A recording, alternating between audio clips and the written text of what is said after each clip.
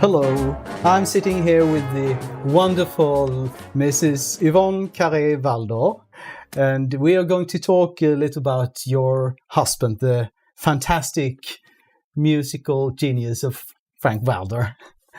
So I'm so glad that you take your time to see me here, and we were actually talking now about the early years. You told me here that Frank was born in Hamburg. Yes, and that's why when anyone said to me when we had a quick pause or time for a quick bite, as we'd say, and they'd say, should we go quickly to McDonald's? And I'd say, oh, no, I've already got a hamburger at home. Yes. The best hamburger of the lot. Yes, I'm sure he was. Yes. So, but he did travel with his parents out of Hamburg too. It was, I must point out to you, Matt. Yes. By the way, I'm sitting here with Matt also in Mr. Dietrich Resch's home, and we are making a studio specially for you people. And I must say that it's very nice to have you here. So thank you very much. Welcome. Thank you very much. To the place of the hamburgers. Good. Yes. Now you spoke about travelling. Yes. Now I must point out to you that unfortunately the war messed up everything, as you probably know. My father-in-law was taken, as they all were, to fight in the army. You know, yes. Even though he was a famous musician, yes, and quite often the big star in the programs, in those days the varieties were big, good. That was where everybody went on, particularly on the weekend, of course. And all I can say is that he did travel with his mother, because his mother worked for I'm from Britain, by the way, and there we have Ensa. My eldest sister was by Ensa too in Britain, and Mutti was working for the German government, for the military, and then of course very often they were travelling. He had to travel with someone, poor kid, because Daddy was away in the war. Yes, and he was just a couple of years old then. He wasn't very old, no. He wasn't a couple of years old. When the war started, he was young. So. When the war started, actually we were both pretty young. Yes. But it was pretty not very pleasant. No. But for Frank, it was very good because he had to also earn money. It was much worse in Germany than it was in the UK. Yes. And he became a child prodigy trumpeter. So he had his own. When Mutti sang, she was the singer. She sang her few songs. Some of them were a bit funny. And then she would also say, and now here's my son. He also wants to say something to you. And as he was a little boy, he did very, very well as a child prodigy trumpeter. Did he have any brothers or sisters, Frank? No, I don't think they had much time to have children, to tell you the truth. Yeah. Actually, no. He wasn't from a big family at all. I'm the one from the big family. And my family were very much into show business, funnily enough. Yes, I understand. Yes. No, actually, Fati was marvellous. And did you know that his grandfather, that was Fati's, I used to call him Fati, Daddy, my German daddy. His father was a captain on the Ulster. And he was so patriotic, Hamburg, you cannot imagine. Okay. Oh, it was wonderful. He'd love to show me the beauties of Hamburg whenever he could, and so forth. It was really very, very nice. Yeah, I'm sure. Yes, and so there are no living relatives, blood relatives of Frank's. There are, but cousins, maybe. Yeah. There was a few cousins. We used to call it the Barza, and so I think that he never really had time to. I mean, when you see this list of names and things, he was absolutely just mad about music and getting on in the music world.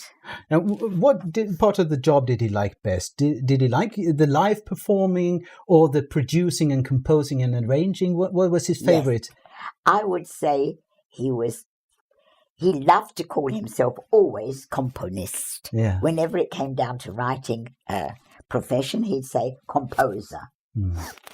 And he was a very good composer, but he was mostly admired for his wonderful, interesting, something very, very different arrangements, orchestrations. Yes. His arrangements. He was a really first-class arranger. Yes, I know that for certain, having listened to it a lot. So yes, and he was very good at a little bit. We're both in that line. We were both very quickly to be able to change and do something that was fitting into that. Yes, because one of Frank's favourite things, he's called himself Sava Slebonik. Okay.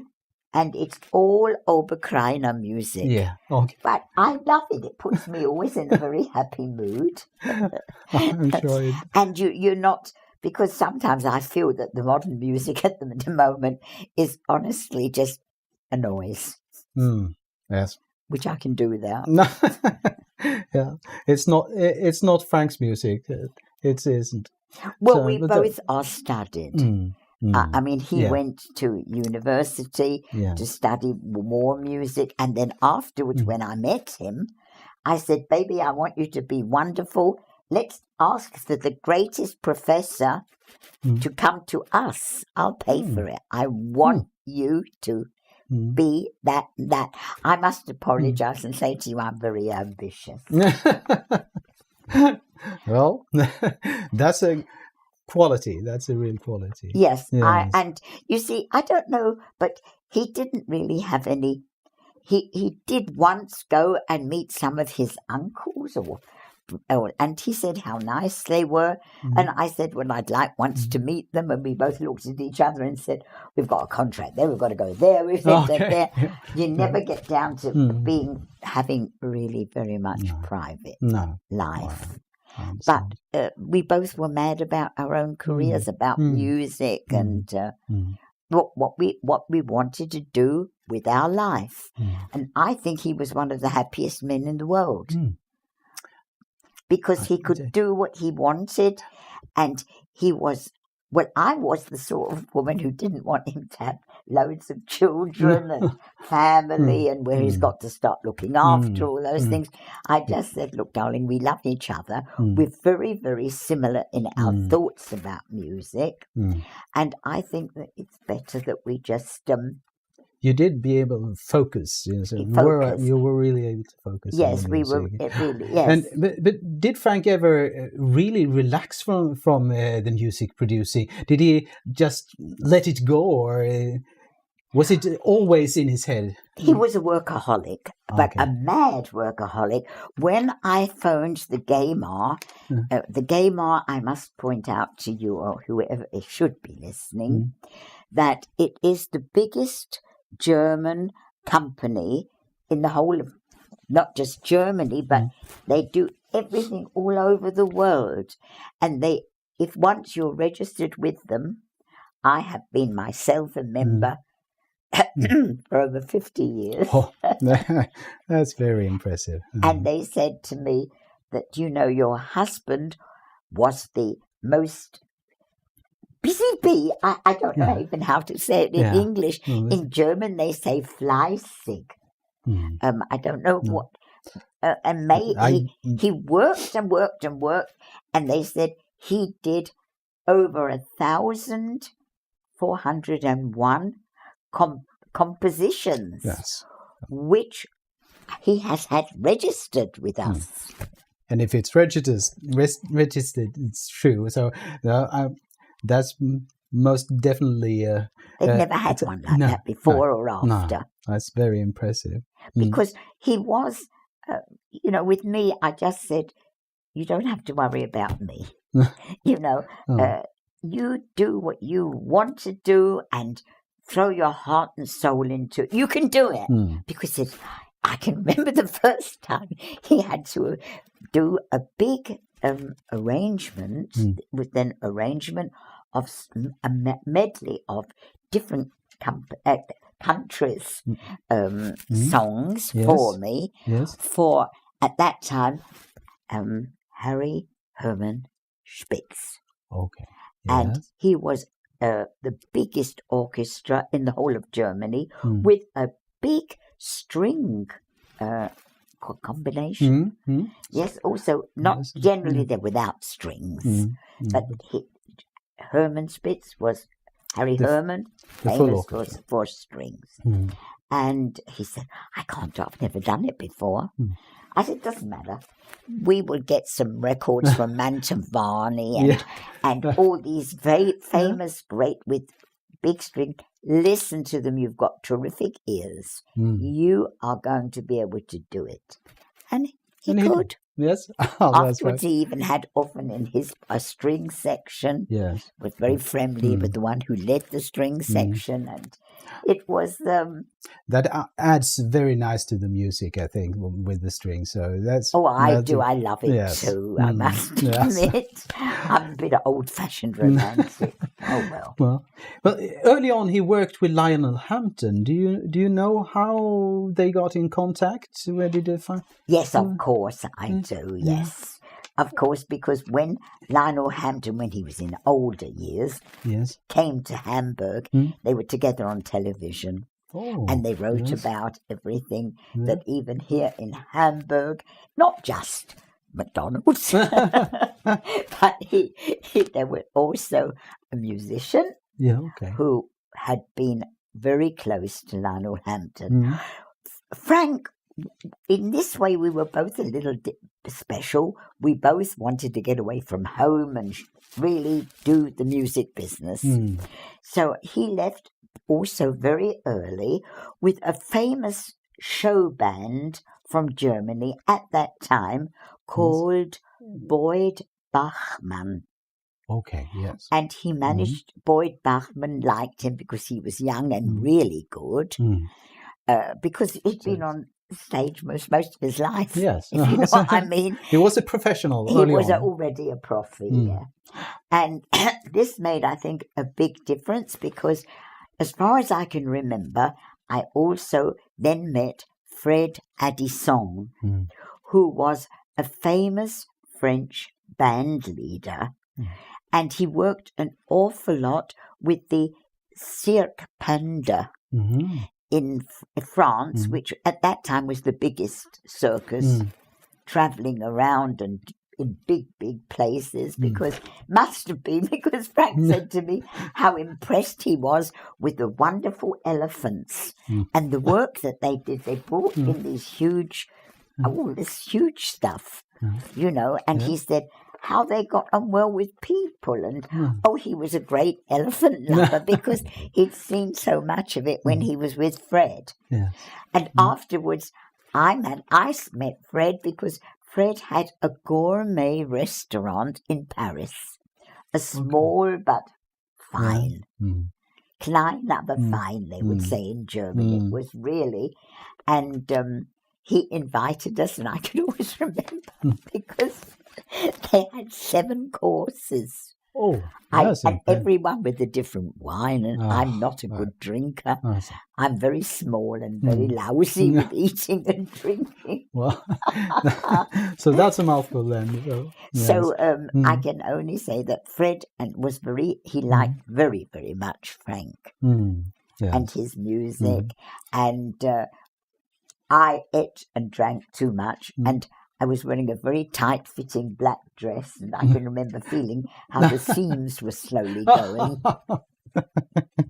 So Frank met Lionel Hampton in Europe then, and in Paris, and followed him to. Lionel Hampton was looking for someone who would do some speciality things, also on a big tour of Canada. Okay, so... And that's what he engaged Frank for. Okay. And, of course, the fact that Frank could play trombone and write marvellous arrangements for the orchestra was a big, big plus. And they had a huge success without elephants.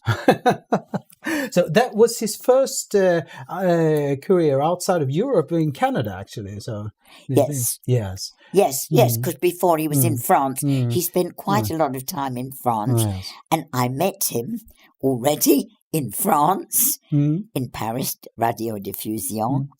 And I told you because of I called him in my mind the burgundy shoes. Yes. Because I'd never seen in my life any masculine person in shoes that weren't brown or black or navy blue. No. And maybe in summer, when he's just had a game of tennis, white. Well, that must have been something very different when you saw these shoes. Well, I did. I just thought that's a special sort of a person. Must be some sort of artist Yes. to even have. But you didn't start talking then, or did I couldn't. There was no time. No. I just looked. I saw these burgundy shoes and a dark turquoise suit. I think it was a white shirt. I can't remember the shirt or the cravat or whatever. But it was those days everybody wore. And how long did it take for you to meet again after that moment? Well, it was very funny, really, because this was in Radiodiffusion Paris. Okay?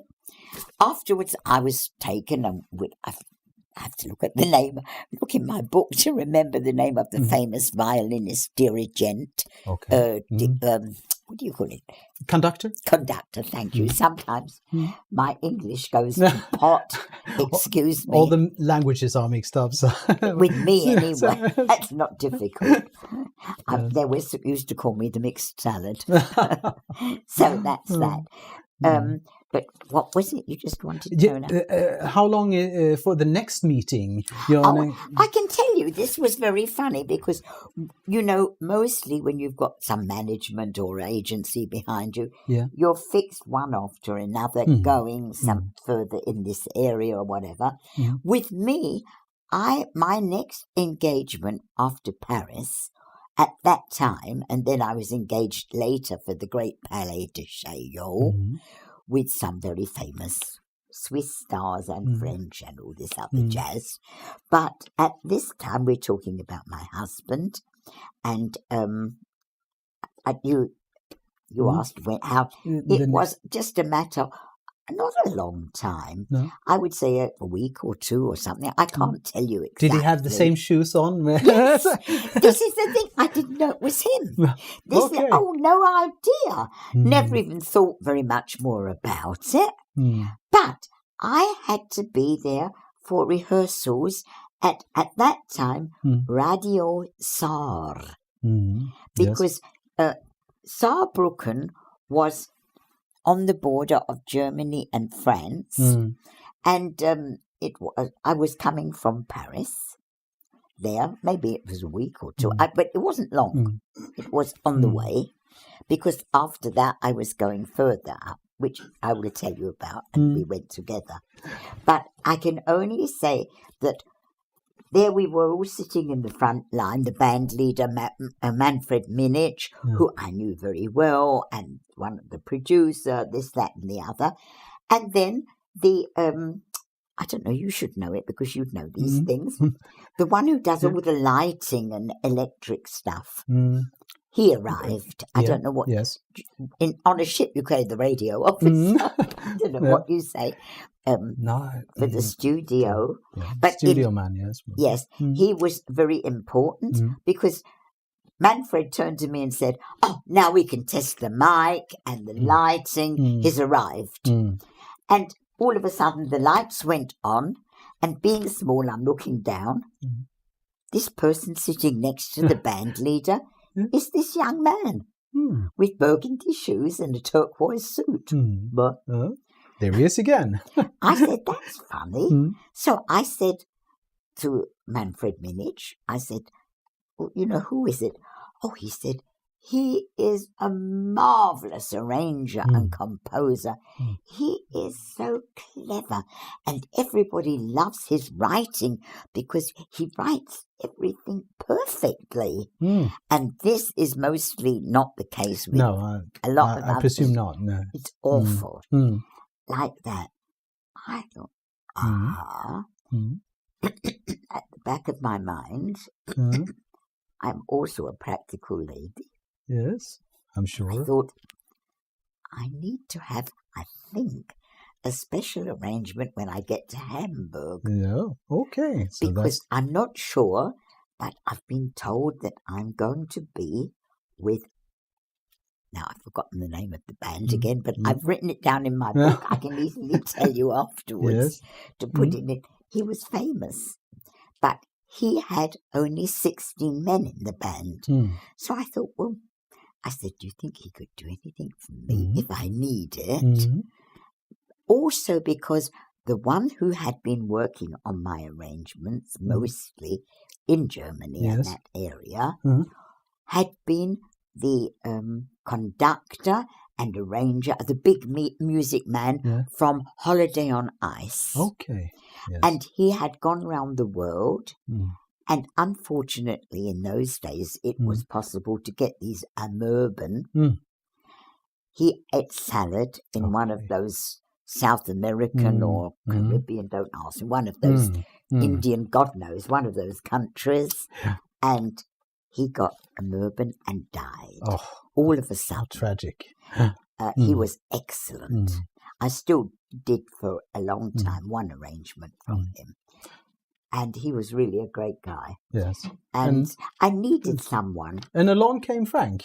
Yeah, along came Frank. Yes, that's wonderful. And I wasn't sure, but I remembered him from the shoes, quite frankly. And then the band leader, Manfred, said to me, he stays always with us, you know. He's only starting now. He's only young, But do you mind if you've invited me and my wife, Ruth, but do you mind if he comes too? Yes. And I said, no, not at all. I'm very happy. Like what that. A stroke of luck. It was really unusual. But you see, I believe very much in destiny and fate because the next thing was, we went back to the hotel. I was taken back to my hotel, and I got a call from downstairs. At that time, they still had these sort of concierge ladies downstairs in these hotels, and they said to me, "There is a young man here wanting to talk to you, Frau Carré, like the Madame Carré." And then I heard this woman say, "Young man, please sit down on that seat, and I will talk to Madame Carré." Obviously, he had wanted to talk to me. So I was a bit amused because I wasn't that old, but I felt very important. Yes, I'm sure you did. And so, of course, I went down to the reception where he was sitting, and then we went into one place a little bit near the bar where there wasn't any people, and he just looked at me and said, "You're staying in a terrible hotel." And I said to him, "What makes you say that?" He said, "Do you know that woman sitting there in the front at the reception, she said to me, 'Young man, you better sit down on that seat. I will speak to Madame Carré.'" I smiled and I said, "I heard it as a matter of fact." And I laughed and he said to me, "What a horrible thing to say." And I said, "No, not at all."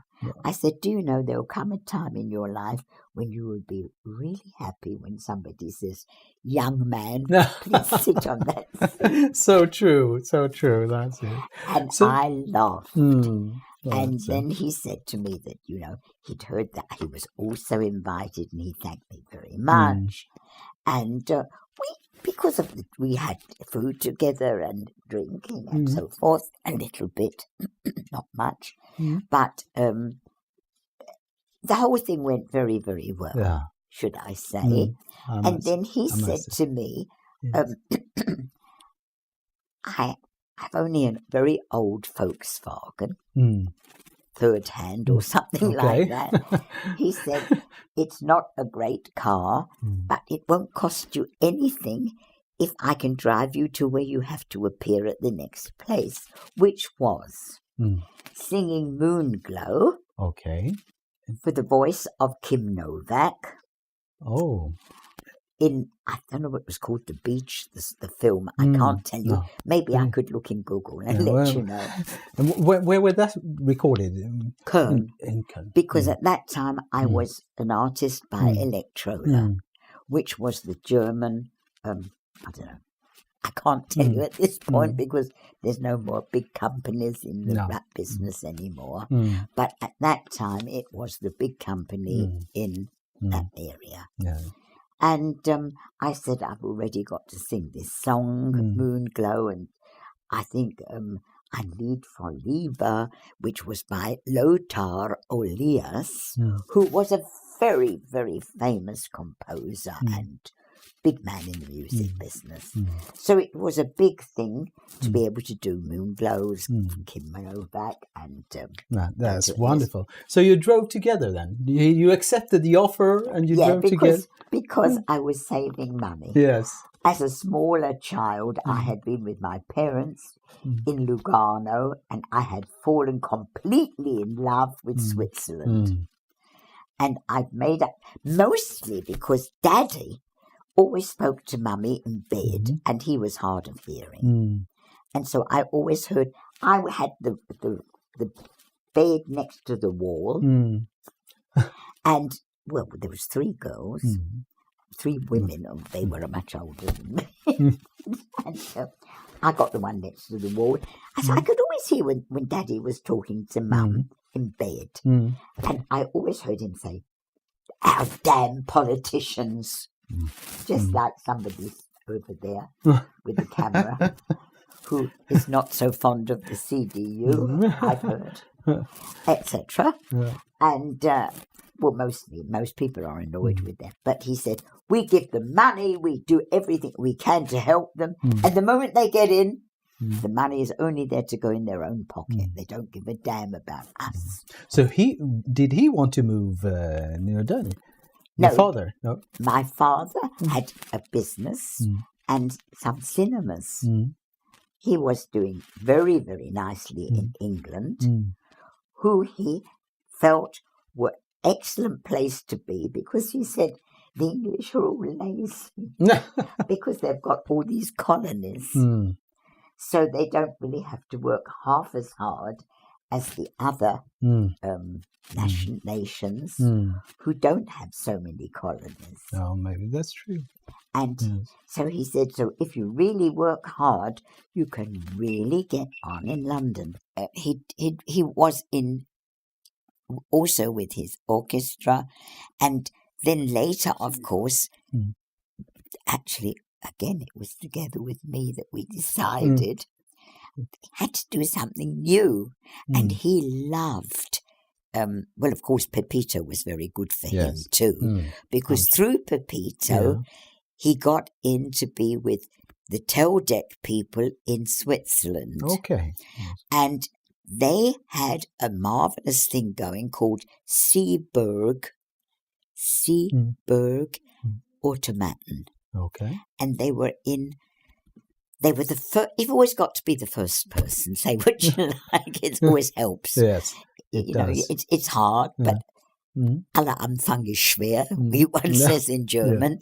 The beginnings are always difficult, but it really was a great thing because they brought out these long playing records on the put another nickel in the Nickelodeon. In the U-box, yes. In these boxes. And these boxes were no longer playing the small ones. They were playing the big ones. So you had more time to talk to the person that you were with. Without, oh dear, now there's no music. And putting, again, a nickel in, etc. So it was the newest thing with those automats. And it was lucky he had me, actually, I suppose, because he needed to have a lot of the American classics, jazz and things like that. And already little me, who was mad about music and determined to travel the world with my voice, I knew, keep my arm down, I knew so many songs. So we used to go on the little upright piano that we had, that we managed to buy in the DDR at that time. Yes. And I would sing him these songs, and I said, you have to know them. You know, it's like, do I love you? Oh my, do I?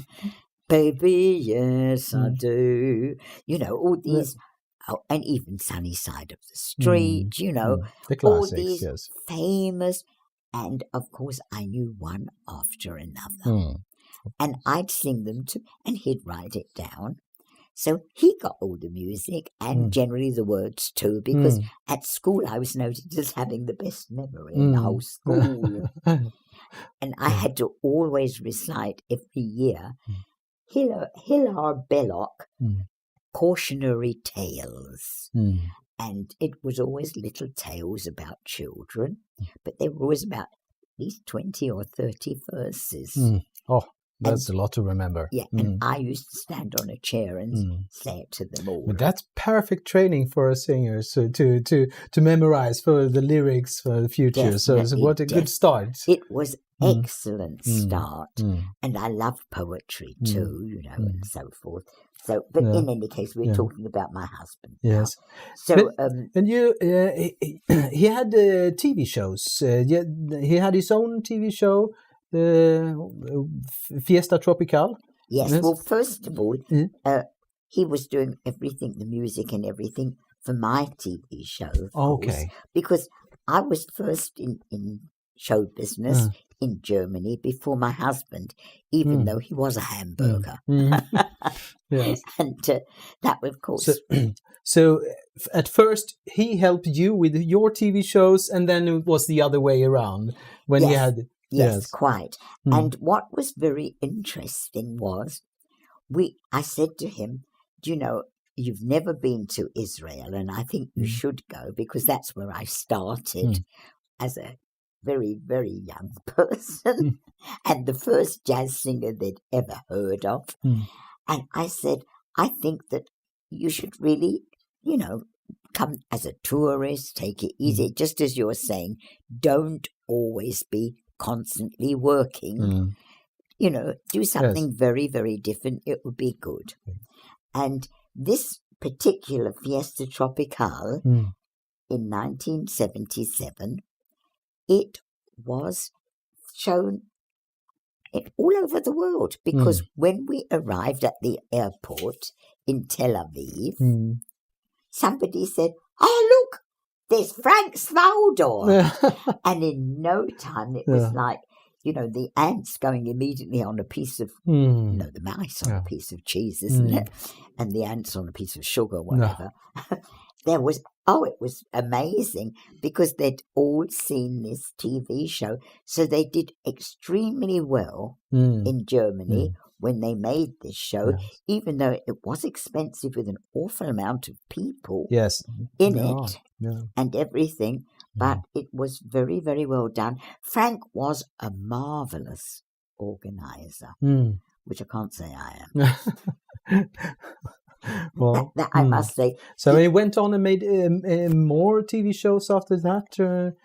He was on TV shows. Okay. I mean, mostly they said, you know, that was a very big thing. And I said, and yeah, you made a lot of money on it because you sold it all over the world. I found that wherever I seemed to have been, Frank Valdor, particularly in Europe, that part of work, like Holland and Scandinavia. Yes, very popular in Etc., you know, like that. Good. Did he ever make a Scandinavian tour? He recorded the Scandinavian album with Arne Benediktsson, but did they make a tour together in Scandinavia? Well, this, I, as far as I know, I don't think so. No. And I think this was a big error in that way. But the thing was, Frank was, I said this to Didi, this was because Frank had many big offers in Germany, also from the big company at that time, Polydor, etc. But he didn't want anyone telling him what to do. Okay. And he was this type of a person. But because it's quite amazing how popular he got in Scandinavia, even before there were any TV shows played there or any tour. The amount of records he sold in Scandinavia is amazing. Yes, I do understand. But you see, the thing was, it actually started with the Seeberg automaton. People said, "Oh, we like that music. It's lovely to dance to, you know, and we like it. It's happy, it's gay, it's lovely." And I think it was a lot to do with that, because there was this guy called Miller. Yes, he was so in love with Frank's music. Firstly, he just had a very good cheap line called Europe. Okay. Yeah.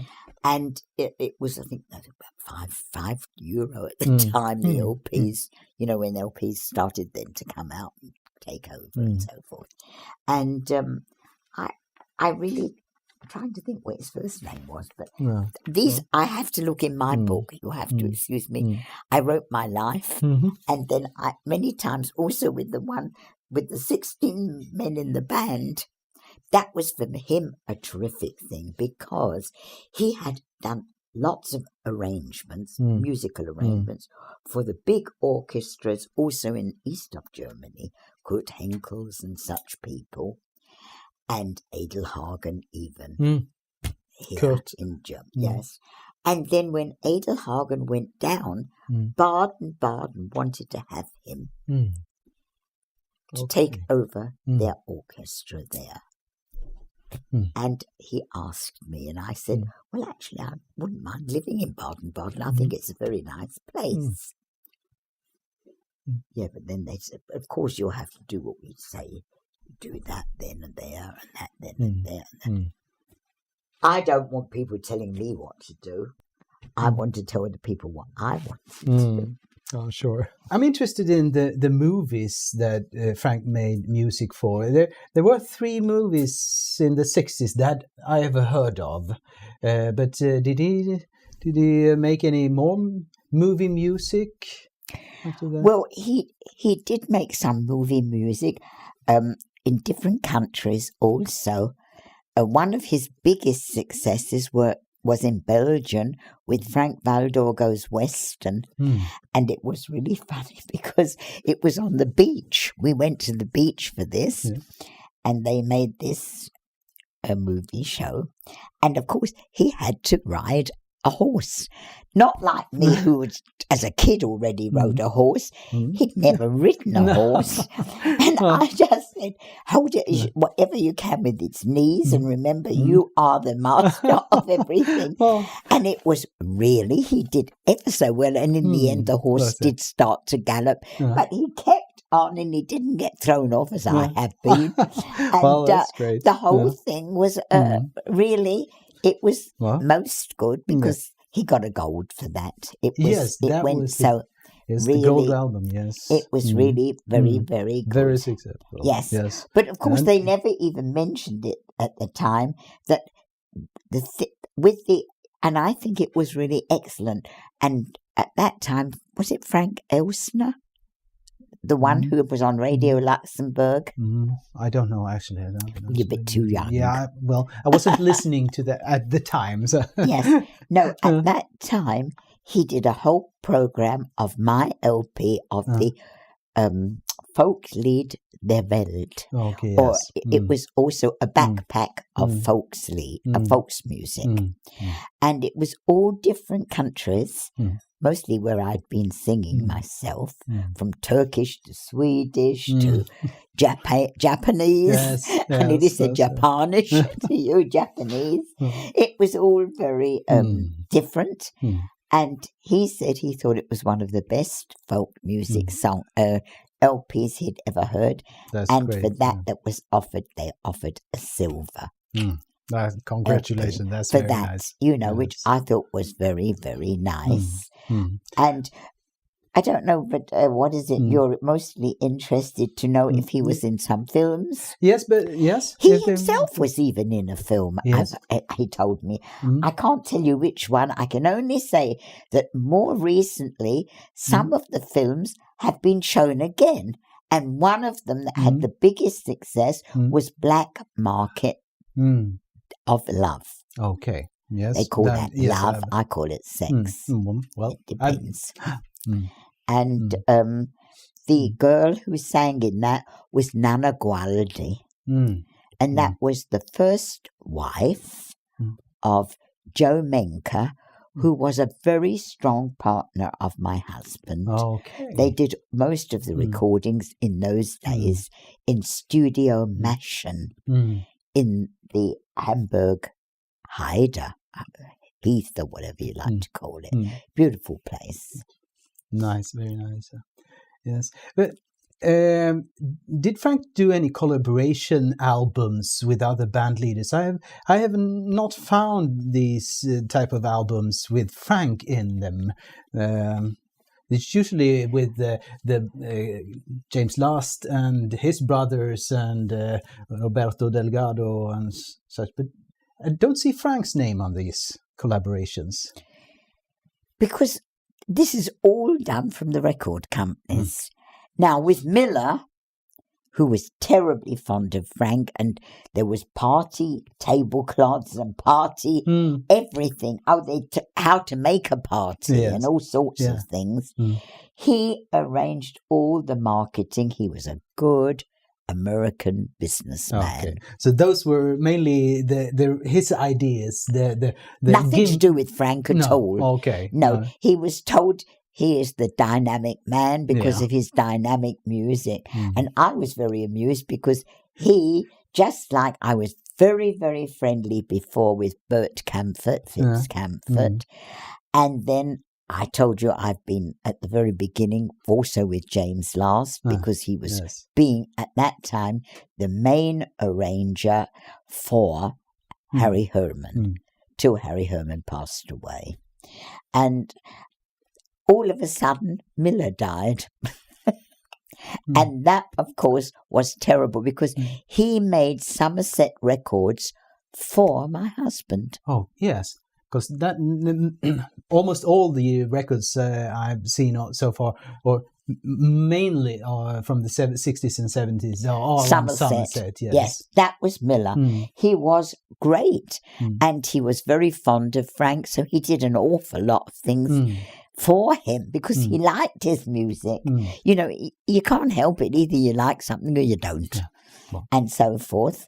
And that's how it was there. And then afterwards, Frank became a bit freelance. And then, of course, RCA stepped in. Okay. And they said, you are so great with your tropical stuff, music, tropical music. And they actually paid for him to go to Rio with that Live in Rio one. Very nice album. And, yes.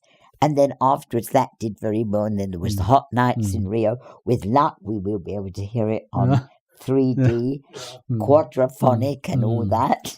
It's wonderful. Was the Live in Rio? Was that Frank's favorite album, or do you think was this?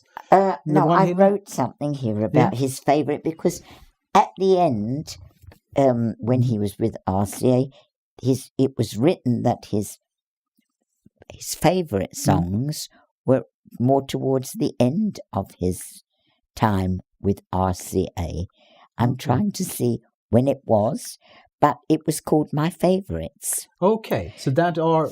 I mean, if you want to, I can give you a CD of that without any problems. That's very nice. Yes, and they were very, very varied. So the album called My Favorites are actually his favorites. That's I think he'd always be then told put in a few favourites of other people too, you know, because generally what a musician loves is not always what the public loves. Well, and what amused me terrifically was you asked about dance music and him dancing. Yes, I'm interested in that. He was a man of rhythm, definitely. Oh, definitely. Yes. And he loved the merengues. Yes. Because he could actually dance them on stage a little bit. Yes. But he didn't like dancing. Okay, no, social dancing wasn't his thing, no? But it's not just him. I've never in my life met a musician who really likes dancing. And this is from Spain. Okay. Some Spanish ones, yes, because they've from early days they've been dancing. But German musicians, even French musicians, no, not really. At the time, was there a traditional fan club for Frank Valdor that you could be a member of his fan club? Well, at the time, there was definitely when he was with Miller, and afterwards with RCA. Yeah, and they were the record companies organized the fan clubs. Yes. I can remember with me. I mean, really, when you're in demand, then all I can say to you is you have no time. You're happy when you manage to have enough sleep. You really just don't have any time for anything like that. But you do get a lot of, there's Frank Valdor, quick, and autograph. I cannot tell you, and I told to her husband, Irving Bach, how many times I have signed Tina. In London and everywhere where she was. There's Tina! There's Tina! That's a wonderful story. Well, I don't know. I said slowly to my husband, do you know what? I'm getting fed up with all this because I said, I'm having more success as Tina standing than I am as Yvonne Carré. Oh. You have two careers, actually, then. Your own and hers. Well, but what record company has the rights to Frank's music today? Is it RCA or... RCA doesn't exist anymore. You see, what has happened is that with the digital and with all this new technology, etc., it has knocked down the music business to zero. And as far as I know, everything is with Universal. But Universal have also sold things, I know, to Sony and to BMG. Okay. Those few things that they think they can still make money with. I know this because I know what I get from the gamer. They know everything in this line. Our music business has really deteriorated. It's changed a lot. Horrible. I mean, when I look at the wonderful... Have you seen the newest paintings from so-and-so? I say an idiot can do that. But they're just, these idiots happen to be in the right circles and they've said, this is wonderful, this is genius. And when they say it's genius, everybody follow, not everybody, but those who've got too much money, they follow like lambs. Yes. Do you know what was Frank's last public performance? His...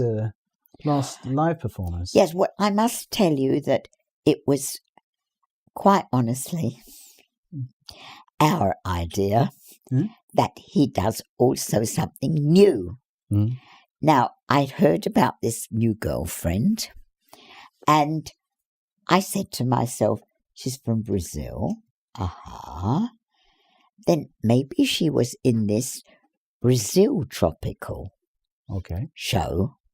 That some clever, I heard it was a Jewish businessman that Frank knew or got to know. I can't tell you exactly because I wasn't around in that time.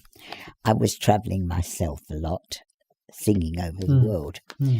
And all I can say is he was the first one to have the idea. It's almost an old-fashioned idea, but it came out again at that time.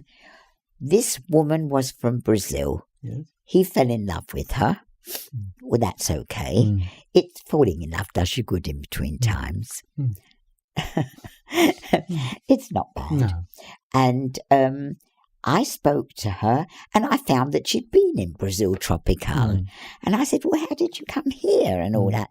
And she said, well, what we all knew was they were all from the favelas.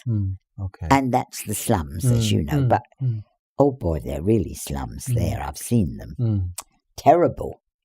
And, I mean, I can understand a girl saying, I'd do anything to get away from this. It's understandable. Yes. It's most understandable. It's all very well to point your fingers at others, but boy, if you're in that situation, you'd be surprised what you'd do. And she said to me, we would go onto the beach with very, very, in German they say knapp, very little bikinis, and with those strings at the back, and sort of do this and go by, and have a good look. Is there anyone from Europe, a Western face here, without different white, looking different? And they'd even go out and say, why don't you take me back with you? Yes. Okay. And things like this. Really, as I said, it's the easiest thing to say how awful it's not. It's life. Not everybody is born into a very nice family in the best part of Western Europe. And she said, we were happy to go. Even he was very, very clever, that man who took us, because he'd keep us on very, very low money. A little bit like Turner with Tina. Okay. And they had to stay because they didn't have too much money themselves. They did that show, but they didn't get the money yet. Okay. They did that sort of thing. Well, she said to me that she could also sew, because I asked her. And I said, do you think you could make some nice costumes? Oh, yes, I'd love to. I said, because I'm going to Las Vegas. I'll ask Frank if he'd come with me, because I think we can work together. And then I heard from Frank that he had found this young Brazilian girl. He'd found her in a nightclub on the Reeperbahn. At that time, we were living on the Reeperbahn in the Hotel Stadt Altona, very near to the Star Club, Beatles and all that stuff. And so at that time, it was for us. We were thick in show business, should I say. And I got some marvellous materials. I knew exactly that now were coming the newest things. I was working at the Flamingo, which was, I think, from Hilton at that time in Las Vegas.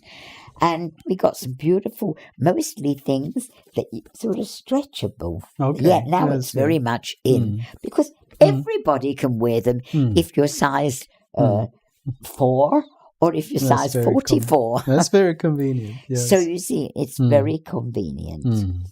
And brought back loads of stuff. In those days you could. And this lady started working on some nice costumes. And she had been working, Frank had discovered her in a nightclub on the Reeperbahn, where she had an act with a man who did like witch doctor. And he came out with these feathers and things, and he was a marvellous dancer. Frank found out that was her partner. So he said, I'd like to engage both of you. So that's how it started. Then he found out through them about the traditional music and dancing and folk songs from Brazil and all that. And he got really involved in it. And slowly, this clever, excellent dancer, he was excellent, And he looked 20 years younger than he was here on the stage. Really, it was amazing. He got his own Brazilian dance school. Okay. In Brussels. Okay. Around what year are we talking about? When was this about? So, oh God, I wish someone could help me because I'm not very. Now we're already in 2018. Oh, yes. So it was. I don't know how long he was doing this, but he was the very first one to do such a thing, to have a big orchestra, which was still very much in.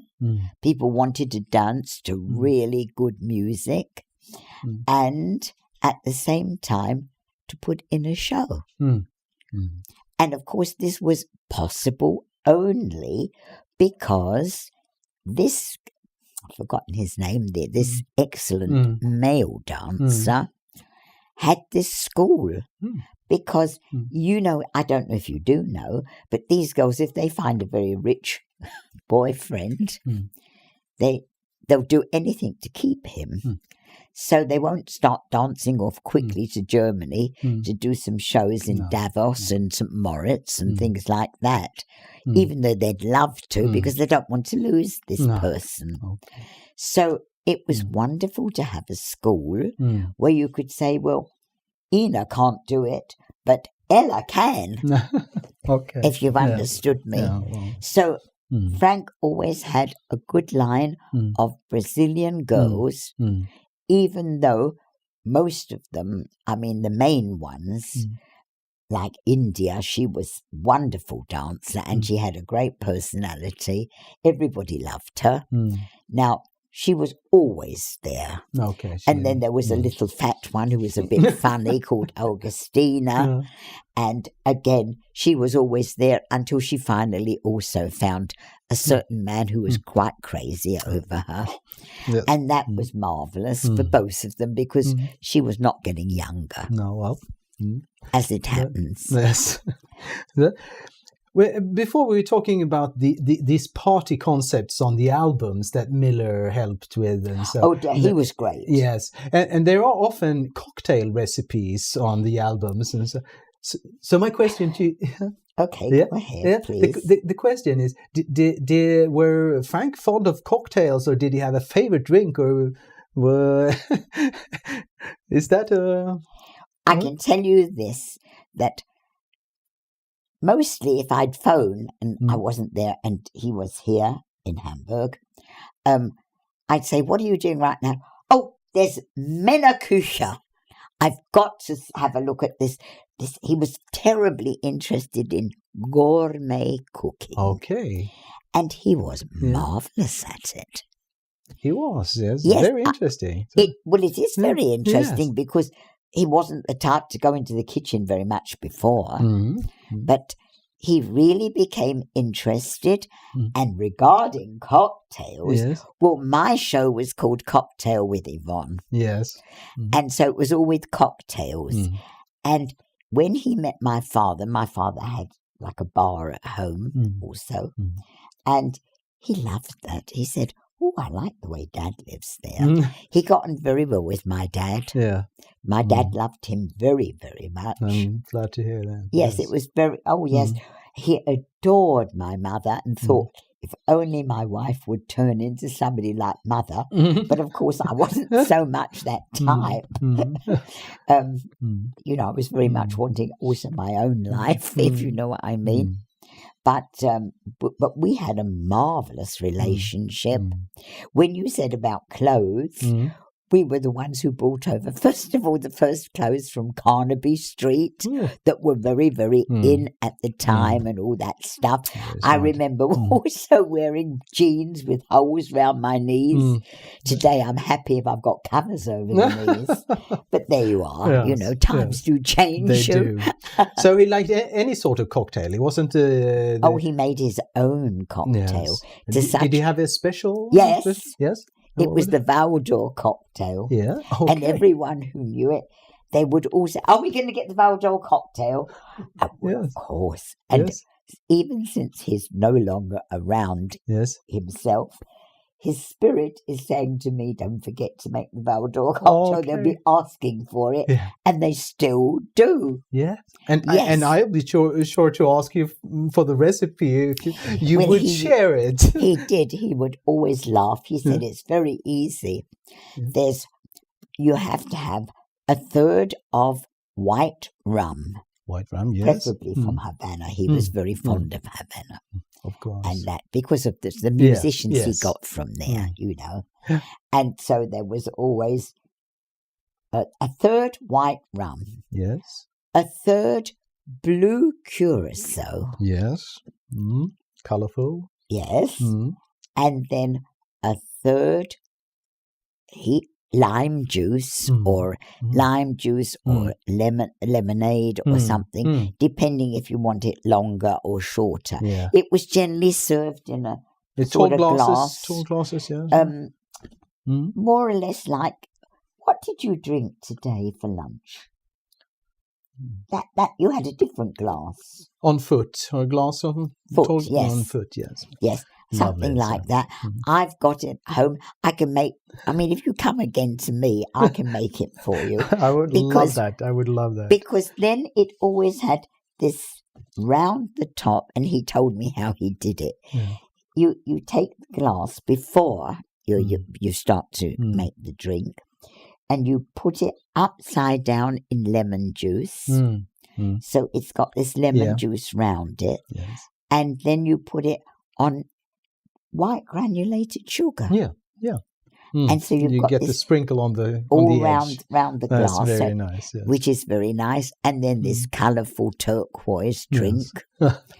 And this turquoise affair is really funny because he did wear it. I told you the turquoise suit and the turquoise shirt. And I got him a beautiful one in India at the time, like from a Surrey or something or other, with gold in it, in turquoise. And of course it all suited because somehow or other it reflected in his very blue eyes. And his eyes were turquoise without... Nowadays they put this colour thing in it and all the other stuff. But it was natural. Yeah. Which is a word that you don't hear too much nowadays. Sadly. Yes. Well, so then cooking was a hobby of his. Did he have any other hobbies, or did he not have time for cars? Or he had times for cars. Okay. Oh God, and how? When I met him, I thought, my God, he's mad. But of course, he was a young man, and for me, a car has always had to be a very functional, reliable friend. Actually, I couldn't have given too much of a damn. It's nice if you're driving. We had once a beautiful red and white Monte Carlo. At that time, when you had those big, very big cars and things. But I've always seemed to have a big car. So some people even said, funny, that car was coming towards me. I didn't even have a driver in it. It was me. I'm small. And then I said, actually, it's better to have sort of a nice middle-sized car and something more practical. Yes, but I think that comes with age when you're young. Yeah. And he had every car, Thunderbirds, and I can't remember the names of them all, but they were all very, very... the in car of the moment and all that stuff. I didn't like too much these over sports cars because somebody said, did he drive a Ferrari? And I said, actually, no, I've just got the stick-ons. Like that. But it's not... it depends. I always found I'm too podgy, and all that podge goes together in these low-slung cars, and you have a lot of trouble on those roads, like in Switzerland, which are bumpy and all that. You lose your bumper at the back and all that stuff. Yeah, and we talked about the clothes you brought home from Carnaby Street. Yes. Was he faithful to certain brands, or did he have favorite tailors? In Las Vegas, we were quite a lot in Las Vegas. Yeah. Of course, at that time. I think the times that we're talking about must be about the 80s. Okay. I would say about that, because we're already in 18 now, and that's from 2000. And Frank's did actually well, also in the 90s, at the beginning of the 90s. But just as I said to you, I learned at school that 2000 things are going to start going woo. It was also at that, because so many of his young dancers and things then that were in his shows with these girls and these great costumes, they started to do, let's be intelligent. We'll take half the price and we'll just do with a few dancers and that sort of thing. And they started to use Frank's music too. Because at that time, I mean, people are not that musical. And those who like dancing or go to balls and things like that, they don't care. And I really heard, Frank said to me, things are getting worse and worse with the technology, because you'd get these small bands that comes in when our big orchestra has pause. And in this time, they would play, but they'd be playing also with extra music. Yeah. Playback. Playbacks. Yes. Okay. And people would say, the boss, who was not stupid but very rich and not musical, would say, well, why should I pay so much money? It's madness. I can have a little one, but everybody thinks it's marvellous. It's a bit tragic to hear that. So it's disgusting. Yes. I couldn't do something in my show, and it was that, come on, baby, do the conga, if you can remember the beginning of Gloria Estefan and her husband, actually. And really and truly, I couldn't do the number because I had such a quick change, I couldn't manage it. And I said to one of my dancers, I said, you can do it easy because, I'll get you through. You just lipstick and we'll use playback for it. You can't imagine how they said to me, do you know you've got a marvellous singer in the band too? That blonde girl, she was great. She did that number. She was terrific. I said, yes, her name is Gloria. But of course, they're so daft, they don't even know it's Gloria Estefan. It's very, very difficult because people are not very sophisticated when it comes to music. Maybe this. But he was very, very fond of a very famous. I've got to look at my book again to give you the name of the. He did have some jackets from this. It wasn't Versace. I thought it was with an L, but I can't remember it now in my head. I've got to look in my book and see. We'll get back to that. Yes, it was also to do with perfume, because I think they had perfume at the same time in that. And it was famous for the elegant man. Firstly, before he was, did loads of. He was like a model. When I'd be singing in a mannequin show, they'd say, "Oh, who's he?" I said, "That's my husband. That's Frank Valdor." And Mr. Valdor, would you mind walking the cat's thing? The cat stick. Yes. Frank said, "No, not at all." He said, "You're perfect. You're the perfect medium man." And I envied him like hell. He could go and buy a pair of shoes. They always fitted 42. Now they're 43. Well, I mean, before they were 43.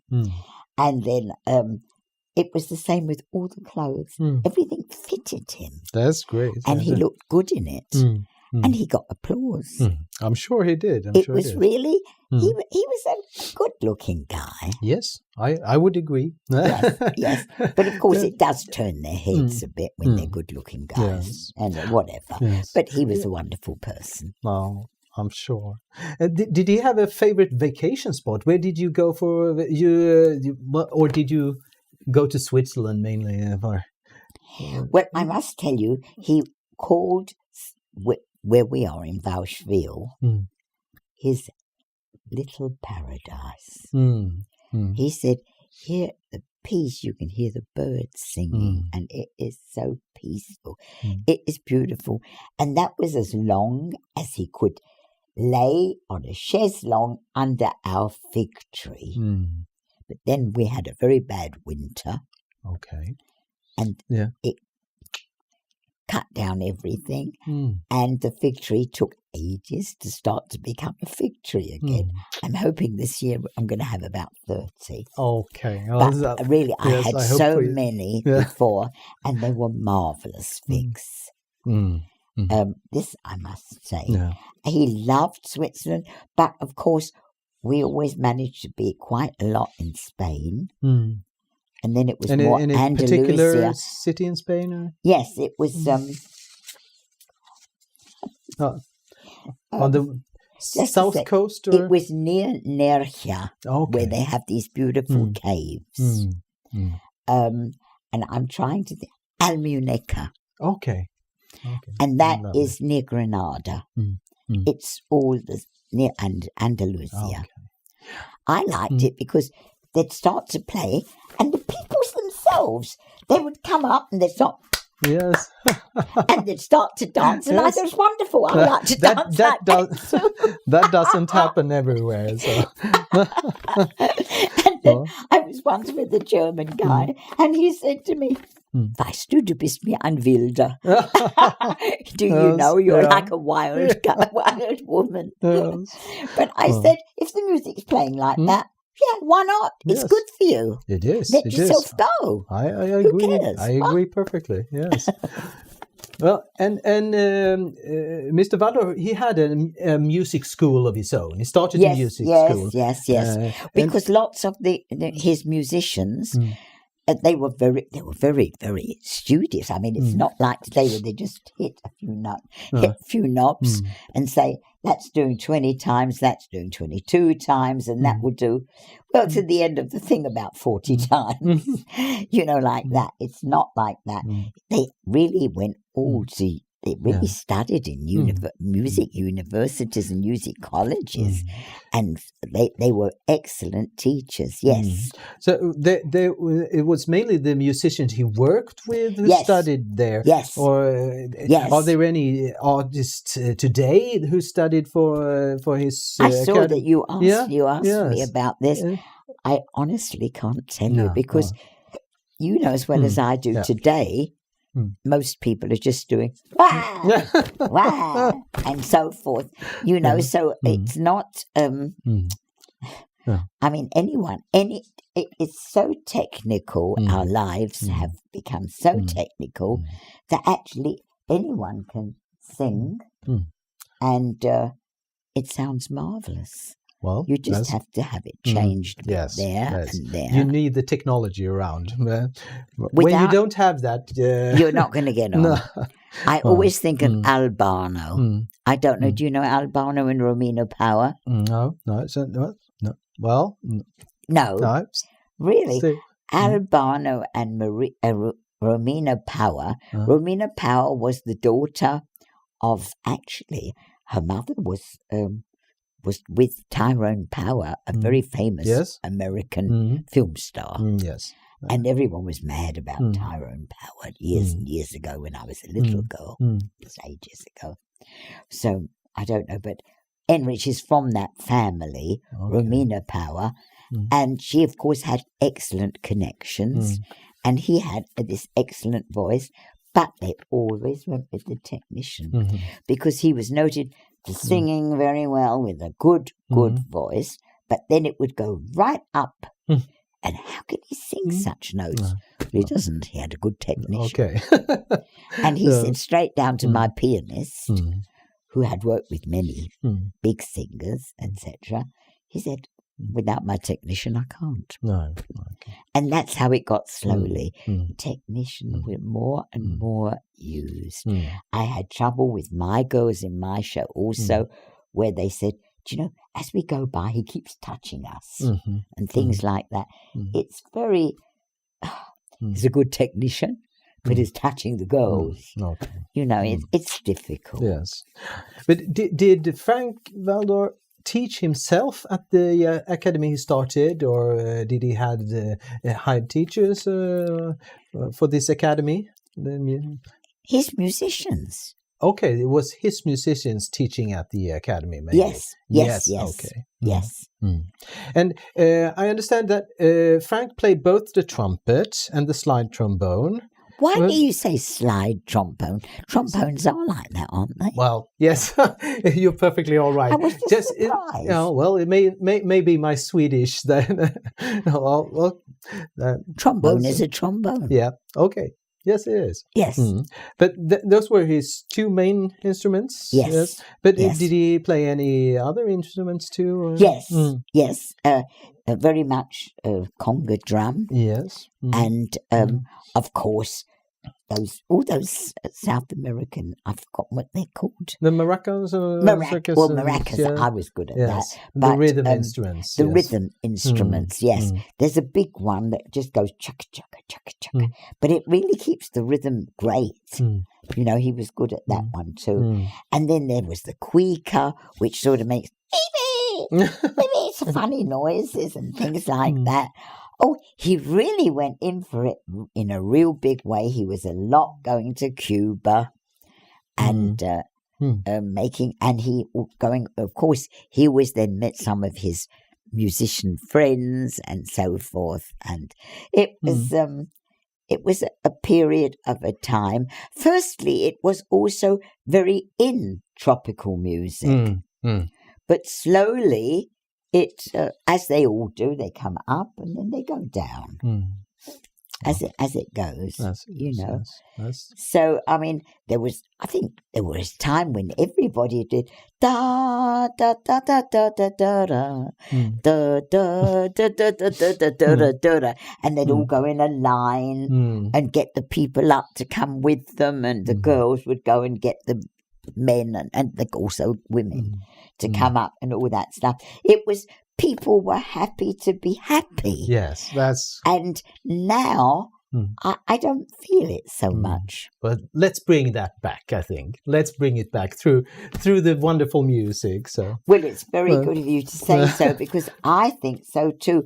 I know when I suddenly heard that, I thought, it can't be true that my husband's gone.